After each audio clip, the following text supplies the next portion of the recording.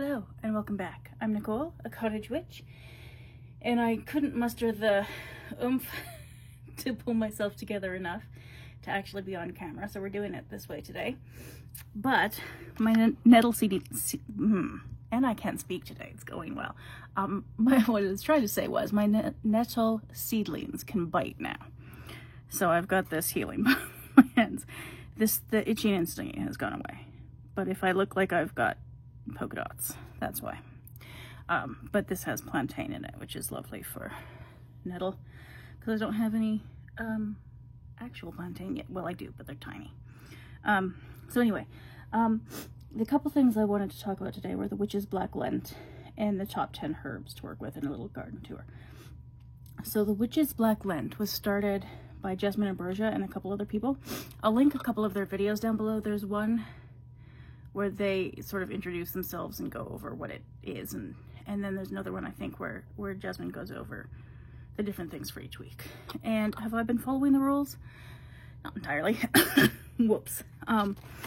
So the idea is you pick one of the 7 deadly sins, and then one week you write a poem about it, one week you make an incense, one week you make an effigy. There are a bunch of different projects and things as you sort of think about it and ponder.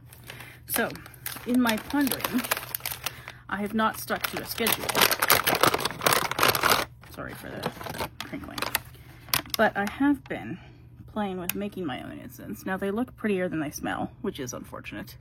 So I made these incense cones, but I only made 4 of them. And started burning this one and went, perhaps not. So I made a powder of the same version because I wanted to know if it was the, I'd never made incense before. So I wanted to know if it was the, slippery elm that I used as a binder that I didn't like the smell of.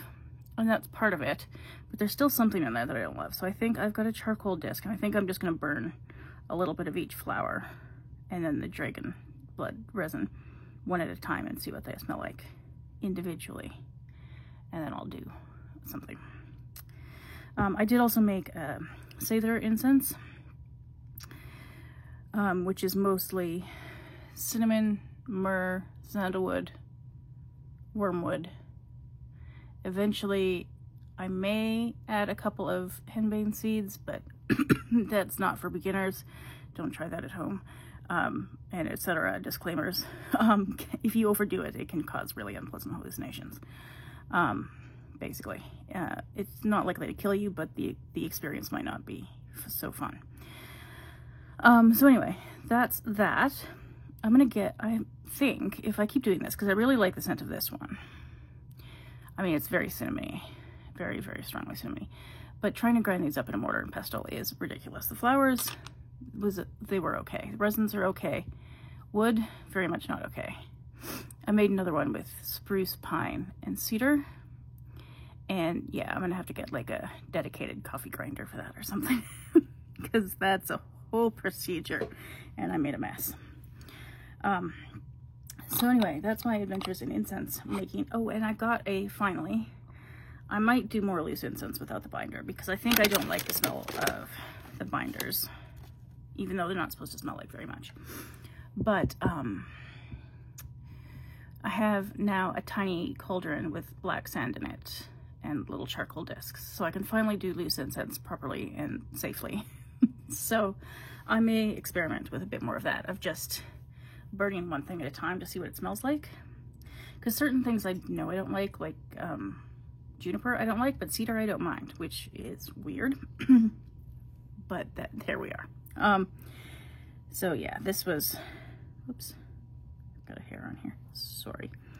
This was one of the incense cones I made of the cedar incense, which I didn't like as much, I think because of the slippery elm, which I love for like heartburn and digestion and stuff. It's a beautiful plant, just apparently not my thing in incense. So that's that.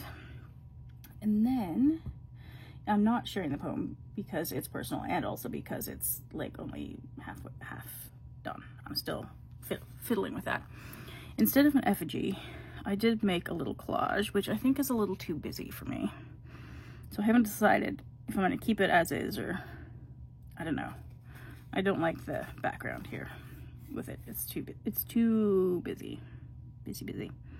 Anyway, Oh, did I mention it's Pride? Pride is the sin I chose to ponder for this year. Because I did grow up in a fundamentalist community, which had some really bonkers ideas about, well, a lot of things. And pride was definitely considered evil. Like, you couldn't be proud of any of your accomplishments, because everything you achieved was actually something God achieved. Everything you did wrong was definitely your fault. I mean, it was Satan's fault, but it was also definitely your fault. But anything good that you did was, you know, all glory to God and so forth. And so having any sort of self-esteem was considered sort of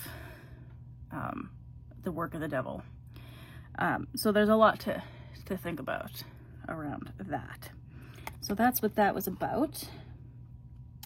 And then the other video that Jasmine Ambrosia did lately, which I've enjoyed, was top 10 herbs that every witch should use, or something along those lines. I'll link that one down below too. It was something along those lines.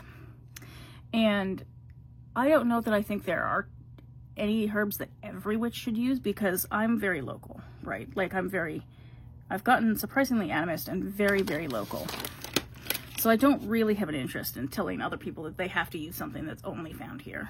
Because that's weird.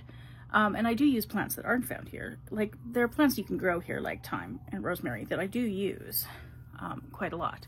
And I love them, but they're annuals here. So mostly, I think the best option for most people is going to be to see what resonates with them, what plants you connect with the most, what grows local in your area, sometimes what grows invasively in your area, because I just found out this week that creeping bellflower, which is an invasive weed in where I live, is totally edible, like root to leaf. Apparently the flowers don't taste like much, but you can eat them. Totally did not know that. Very popular in Korean food, as it turns out. Much thanks to Black Forager and the Forager Chef for that information. That was very cool. But yeah, I'm very local with most of the plants I use. However, there are some that don't grow locally, so I'm going to show you my seedlings, which is very exciting. Okay, I'm not a cinematographer here with a handheld camera operation, so apologies in advance. Yes, I'm growing burdock. Is that weird? Yes, because it's a weed here, but it absorbs heavy metals like lead. So I don't want to eat any of the wild stuff. And I usually get it from H Mart, because you can get like 3 or 4 roots for $3 there. And it is far and away the cheapest place to get it. It's called gobo in Japanese cuisine. Got some daisies. This is the nettle that stung me. Let's see if I can focus. There we go. Isn't it cute? This might not sting yet because it's just got the 2 leaves, but this one it's got some bite now. I've got some lettuces. Some things didn't germinate. Focusing, so I've reseeded some more lettuces. And dock. This is a really funny dock because it's called bloody dock, and it has these funny red veins. Dragon's blood balm I've never planted before. That's new to me, but it's related to lemon balm, which is still tiny. Some lettuces. Ooh. Echinacea. I love echinacea and tansies. I want a little chicken. Here's these. I have a couple of these cute, silly little palm pals now, which is the fault of Krista at Krista Chronicles, because she was talking about them, and then I saw this at the grocery store and I was like, oh, this is the cutest thing I've ever seen in my life. So I have a chicken now. Poppies. These ones might be transplantable, but I might have to direct seed them again. We'll see. Nicotiana. Some more greens. Yes, I planted a dandelion because I'm a weirdo. Auric. More greens. Ooh, oregano. Whoops, spearmint. Can you see the spearmint? Yeah, there it is. The tarragon's doing surprisingly well. The dill's gotten a bit leggy. Not sure what's up with that. I'm trying more bee balm this year. And wild mint. The wild mint mostly hasn't germinated yet. We'll see how that goes. The basil's doing nicely, which I'm very happy about, and the wild strawberries are very cute. What else? Catnip, wild thyme, creeping thyme, Hyssop and yarrow. Look at the yarrow. I don't know if some of the leaves are purple. I meant to Google that. Google that this afternoon and see if there's a problem there or not. Maybe that's normal. I don't know. Then I transplanted a few things.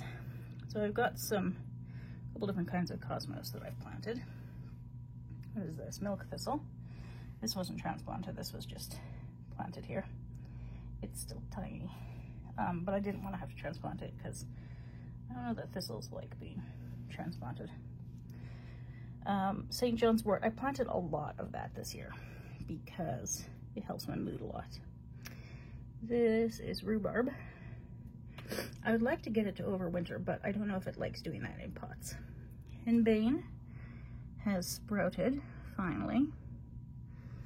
It does grow wild around here. It's not supposed to, but good luck trying to stop it. It is technically an annual here, but it produces so many seeds that it self-seeds every year. Self-heal in a big pot this year because it doesn't like being transplanted. A volunteer wild strawberry, which I haven't taken out because it's cute. What is this? Oh, that must be a tomato. Tomato, marigolds.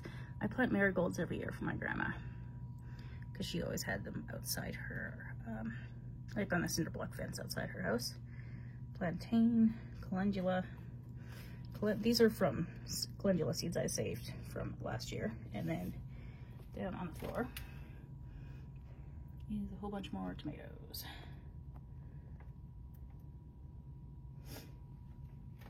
Yeah, so that is my little balcony garden so far. Well, the balcony is a bit of a mess. I did do some cleaning out there yesterday because the pigeons do a number on it in the winter. And it's not quite warm enough to start putting these out there, so I've been just putting the fan on them for a few hours every day, and they seem to be doing all right. Anyway, that's it for today. Thank you for watching or listening, and I'll see you next time.